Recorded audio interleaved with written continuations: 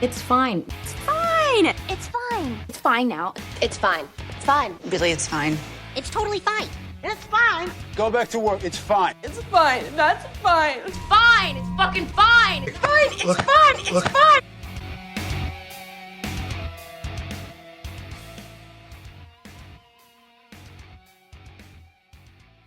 Hello, we are back to It's Fine. Today I have one of my best friends.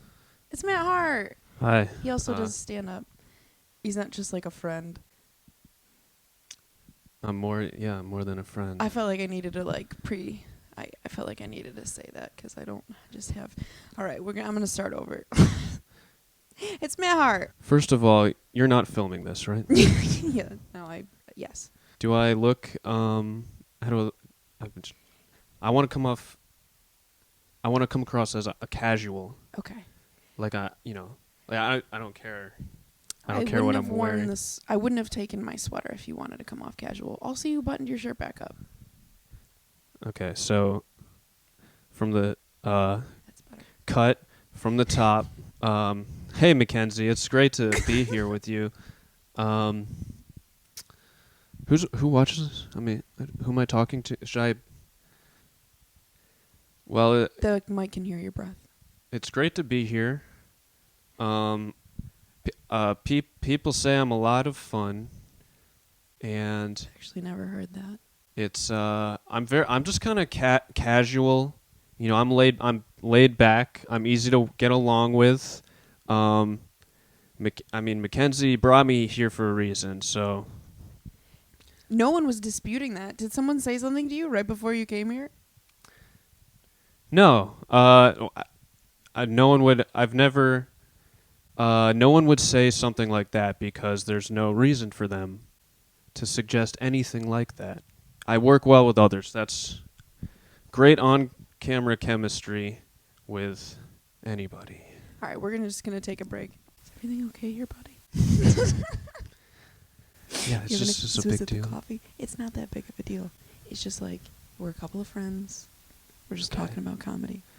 Was the coffee too much? Is it like too much caffeine for you today, or what? Yeah, I mean it's my second cup today. Yeah, well, seems like it was a mistake, probably, because you're freaking out. And like no one's watched it yet, but I know if they do, they're gonna feel weird.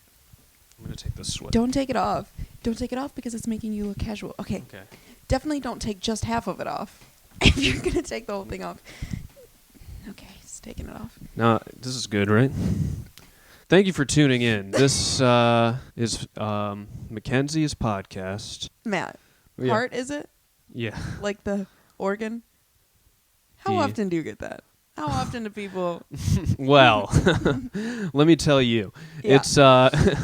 It's not easy being me because when you got a last name like Hart, I mean, that could mean two things. An organ or can mean one thing. Actually, this feels electric. What's the worst gig you've ever done? The worst gig I've ever done. The one that most recently happened, though, was I did 22 minutes, but I bombed the whole time. All of it breaths. It said it was an uncensored show, so I thought that meant you could do whatever kind of jokes you want to do, and people would, they would be interested in watching. So what'd you do? Talk about rape a whole bunch? No, I wouldn't talk about that, but I'd been working on this new joke about pedophiles. Having sex with a woman without consent. Basically, listen, there's some jokes that will make other comedians laugh, and you tell them, and the comedians think it's funny, and so you think it's a good joke, and then you go in front of normal people, and it's they might find it distasteful. Marcus did pretty much something in the exact vein. I got to put together this show recently, and I was like, hey, Marcus, you never do anything ever. I know you're free. Would you like to host? And he was like, hell yeah. It was a 15-minute hosting spot, which is kind of a long time to host. Yes. Especially if it's not going well. And that is what happened. Well, I told him on the way there, because he had that new joke he did the other day about how young girls shouldn't be allowed to have adult bodies. Yeah. Which was really funny to all the comics, and we were all dying. But, like, you do that in front of normal people, they're going to think you're a pedophile. Yeah. I asked him not to do it, and I asked him, like, at the very least, don't do it in, like, up front. He just starts the show and goes, "What is up? Everybody, what is up?" And then just kind of rambled for like 3 minutes, and it wasn't going anywhere, and you'd think, like, oh, we'll change gears, we're going to get into jokes now. No, he just did that for like another 5 minutes. Yeah. My favorite thing is when a comedian, like, goes down a road and then hits a dead end, and instead of, like, backing up, they're just like, just keep driving. This car's never gone through a tree before, but let's try anyway. Yeah. Yeah, that's exactly what happened. And then I'm like, well, at least he knows not to do the pedophile bit, and then goes right into the pedophile bit. Yeah. It was, and then I had Christian Thomas on the show, and then brought him up as Stephen Thompson. Didn't even get first or last name right. Gets off stage and he walks past like Jarrett and I and goes, "I don't want to go back up there. Mackenzie, you do it." I'm like, "I'm closing out the show. You're gonna have to get back up there." So he hosted it without like a jacket on, and he put a jacket on, and he goes back up and he's like, "Oh, it's me, a new comic. Wow, that first guy without the jacket really sucked, huh?" It's like you had all of your friends at this show. Yep, all of them. Yeah. Wow. I mean, most of them, yeah. Okay, listen. Sounds like a real good one. Listen. If we get back to my story, it was kind of a similar thing in that I did my normal material that usually goes over well with normal people, but I kind of, here's what happened. I'm not here to put blame on anyone but myself, all right? I'm not here to get to the end of a story quickly. Well, I'm actually a great storyteller. I just got a workshop. This is the first time I'm telling the story, so Okay. I haven't had the time, but we can edit it later. So, all right, the host goes up, and his material is not working. That's nothing against him, just his material was, as advertised, uncensored. The audience was just normal people, and they found it abrasive. So he didn't get a lot of energy going in the room, and then he just introduced me up as the first comic, and it's hard for you guys to tell watching this, but I'm actually not like super high energy when I'm on the stage. I'm more of, a casual. I like to take my time, kind of get the audience, come here, little man, get him. I'm a spider, and I'm weaving a web, and there are flies wandering in. So that's my style. That's my style. What am I doing? And so it wasn't going well.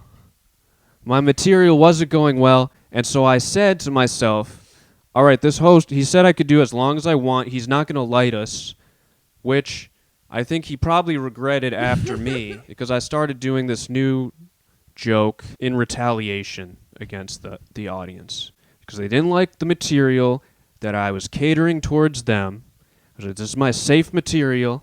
People like it. It's friendly. I'm the good guy. So, all right, here's a little dark Matt coming out for you. That was my thought process. And didn't like it. So anyway, I go up there and I'm working on this new joke, and it's basically the premise of the joke is, okay, so we have justified murder, but how come we don't have other crimes that are justified? Like, if murder's the worst crime and that's justified, then maybe there's justified pedophilia. That's a hard one to make work. Yeah. What's the next line? It's rare. Well, that's the point of the joke is it's supposed to be so crazy that I'm arguing for this thing with such a ridiculous example Yeah. that it's like, oh, that's like, obviously he's like kidding around. He's fun. We're all doing it for Yeah, fun. yeah. Yeah. And then, but I saw, an old lady cover her eyes in shame. Ooh. And again, the comics thought it was funny, Yeah. but the audience was silent. How many people were there? About 40. Holy. You'd think someone would find it funny. I'm realizing now that the mustache wasn't a good look for that story. I don't usually have a mustache. Any young girls out there who are interested? He doesn't usually look like this. I'm Usually much hotter. I'm dating somebody now, so it's and yeah. she is of age. Yeah, she's younger, but she's old enough. No, she's 1 year younger than me, so I think that's. I don't want to get in trouble. I'm just trying to. Yeah, dude, it's crazy how much of an influence it is when someone has a not great set before you. Like if someone opens a show and it's just like not going well, and then they just hand over the mic to you, like now you're opening the show basically. Yeah. It's hard. Hosting an open mic is so good for you. Like, Oh yeah. when I was hosting Savoy, we were having like a good night. I think it was like a special night.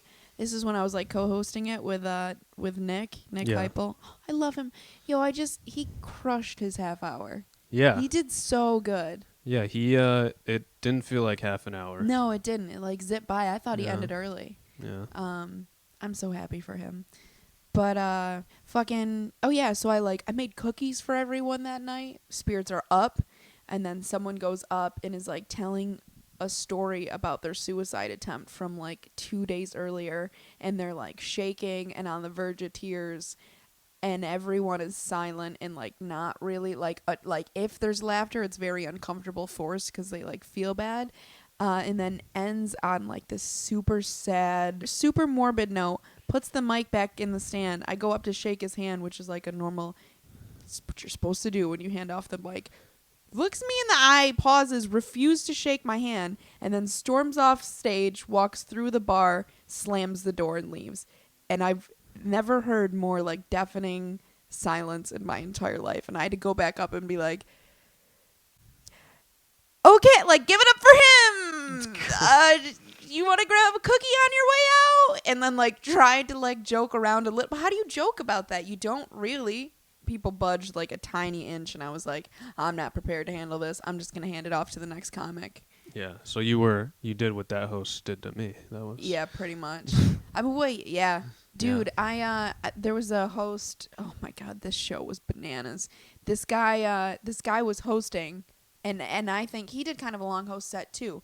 During his host set, he gets into it with an audience member, and then like they're going back and forth, and he tells him that he's gonna beat his ass outside of the club, and then they're going back and forth. He's like, meet me out in the fucking lobby. He's like, I'm gonna beat your fucking ass, and then brings up the first comic. He's like, all right, well, the rest of you, are you ready for the show? And then everyone's like, yeah. Which this was just like a showcase show. It was at way too nice of a venue. Okay, here's the stage, and it's way up high. And they're like, okay, you're headliner. And then everyone's like looking on the stage, and then you just like hear a voice. And everyone's like, what?